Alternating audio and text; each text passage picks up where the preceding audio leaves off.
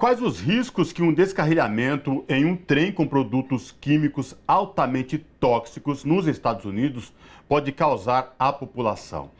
As nuvens provocadas pelas chamas espalharam as substâncias pelo um raio de milhares de quilômetros, poluindo o ar, lagos e rios da região de Ohio e da Pensilvânia. Para falar com a gente sobre essa questão e entender melhor os riscos deste acidente, nós conversamos agora com João Batista Galvão Filho, engenheiro químico, mestre em ciências de engenharia ambiental pela Universidade de Cincinnati, nos Estados Unidos, e diretor da ECP Engenharia, Consultoria e Planejamento Ambiental. Olá, João Batista Galvão Filho, tudo bem? Prazer te receber aqui no Revista Brasil TVT. Tudo bem, prazer é todo meu estar aqui com vocês, tá ok?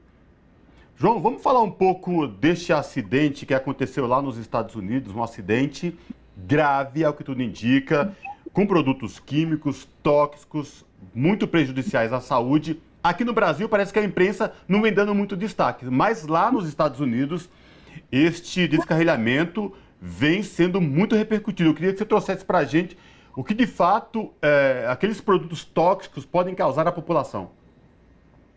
É importante que a gente faça em qualquer acidente, em qualquer situação, nós façamos um raio-x da situação. Então eu vou falar alguma coisa bastante rápida sobre o produto. O produto é um cloreto de vinila, ele também é chamado de cloreteno, cloretileno, monocloreto de etileno, monocloreteno, monocloretileno e também o monômero de cloreto de vinil, que é o PVC. Ele é um gás ou líquido, dependendo da temperatura. Se estiver abaixo de 14 graus centígrados, ele é um líquido. Se estiver acima de 14 graus centígrados, ele é um gás. As informações que nós temos é que ele foi vazado e emitido como um gás, ou seja, ele estava acima dos 14 graus negativos. Tá? Ele tem um odor agradável em altas concentrações, o que significa que se as pessoas estiverem sentindo esse cheiro gostoso, é porque elas estão sendo intoxicadas, porque ele se mostra em altas concentrações. Ele é transportado com gás comprimido e liquefeito, ou seja, ele vem sob pressão nos vagões que o carregam, né? Em concentrações de dose elevada, ele pode atingir o fígado, sistema nervoso central, sangue, sistema respiratório, sistema linfático. E os sinais percebidos do gás são de fraqueza ou exaustão, dores abdominais, sangramento gastrointestinal, azulamento ou cianose das extremidades dos dedos das mãos, ulceração da pele, e ele é um cancerígeno do sistema nervoso central. O que a gente precisa considerar de maneira muito efetiva é que nós temos que levar para cada situação o conceito de dose, né? Que é a concentração, o tempo de exposição que os seres humanos estão expostos e a forma como ele vai ser penetrado. Se vai tocar a pele, se vai entrar pelo sistema respiratório, se ele vai entrar pelo ar, pela água ou pelo solo.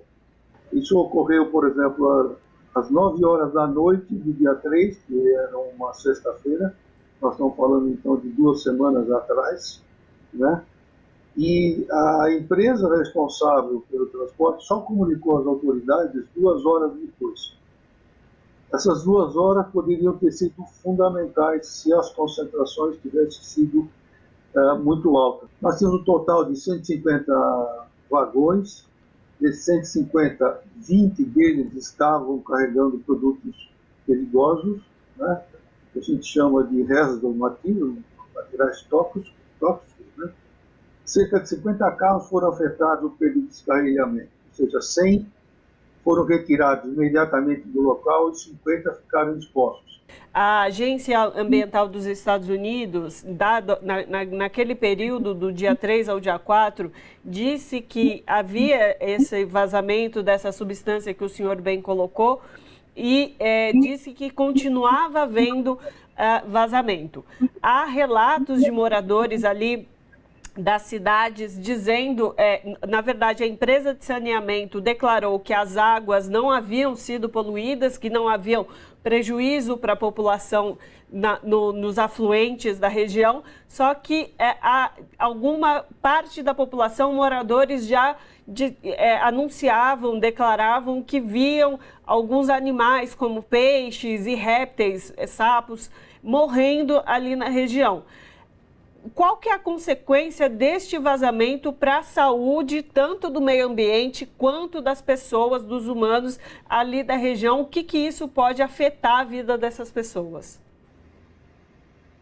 Então, ali no local foram constatados a morte de 3.500 espécies de peixes.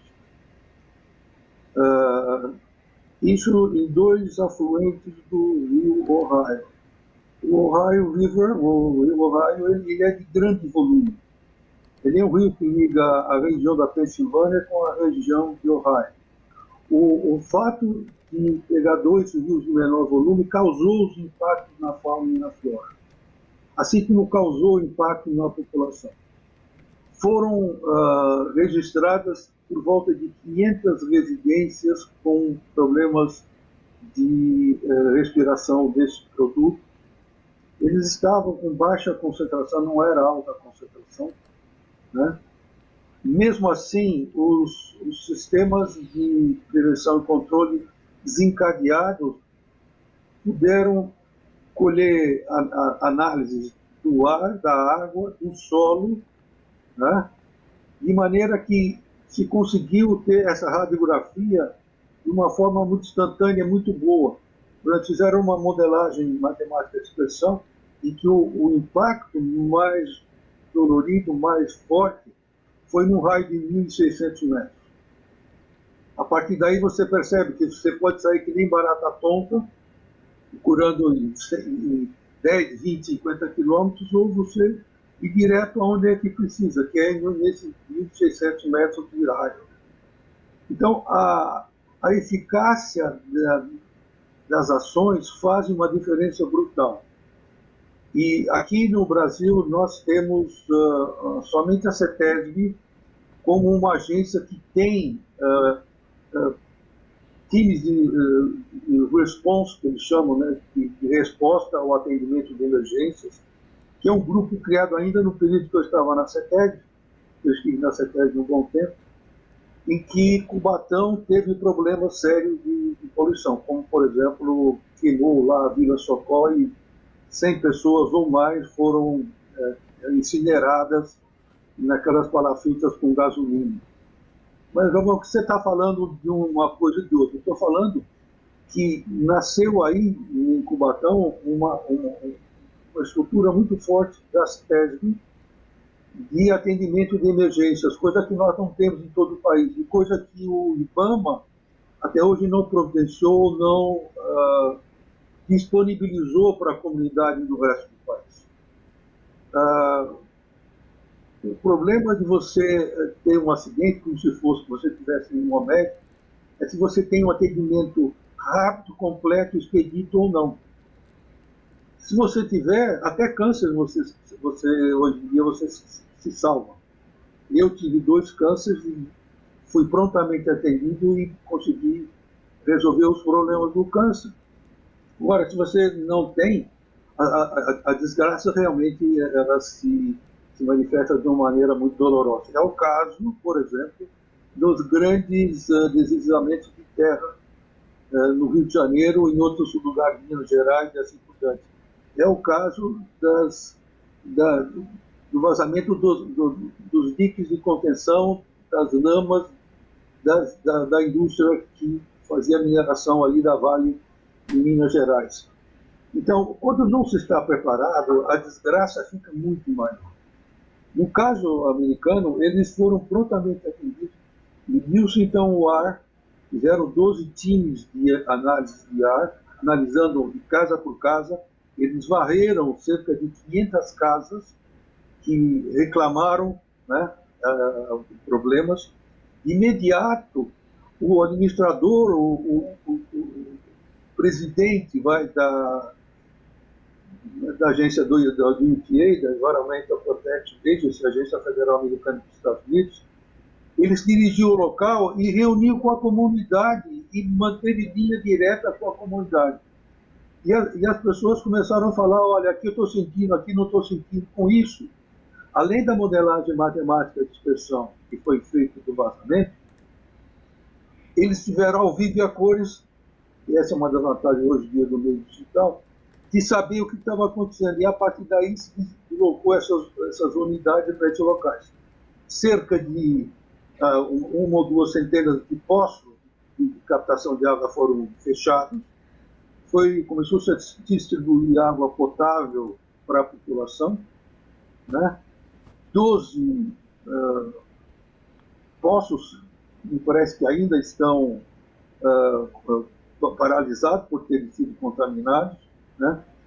Você repara que, se você sair um pouco do acidente, você acaba vendo um acidente que envolveu um raio de 150 metros onde houve a combustão, né? Você acabou efeitos no solo imediatamente dessa área, de 150 a 500 metros, e no ar, isso no solo, na contaminação do solo. Porque ele caiu, tombou e pegou fogo. Mas uma parte do produto escorreu por toda a região, pegando inclusive os dois rios afluentes do raio. O impacto maior não ocorreu porque o raio, como eu falei para vocês, é um rio de grande vazão, grande volume. Então, a principal concentração acabou tendo uma dose pequena, como eu falei para vocês, que é sempre necessário e importante verificar qual a dose que as pessoas estão expostas.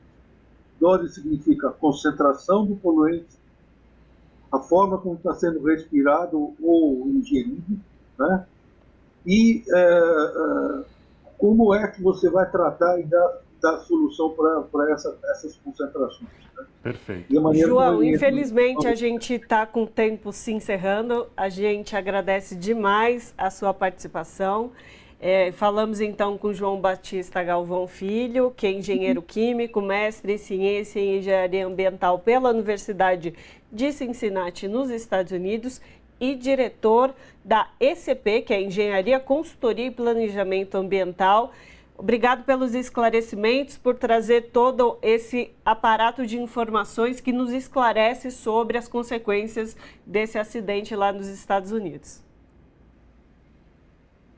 Eu agradeço a vocês por essa possibilidade. Eu acabei falando de uma região onde a minha Universidade de Cincinnati fica a jusante desse acidente. Exato, Ohio, né? Estado de Ohio. Interessante que eu estou falando de uma região